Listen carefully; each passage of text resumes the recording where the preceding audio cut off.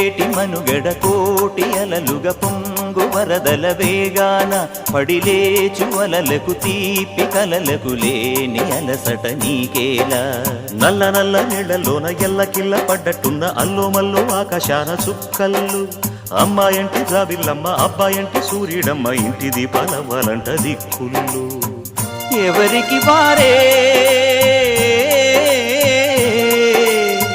యమునకు నీరే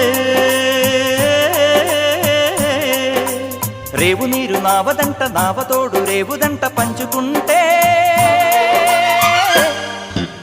గోరువంక వాలగానే గోపురానికి స్వరాల గణగణ గంటలే మోగనేలా. గోపబాలుడొచ్చినాక గోకులానికి పెదాల కిలకిల పువ్వులే పుట్ట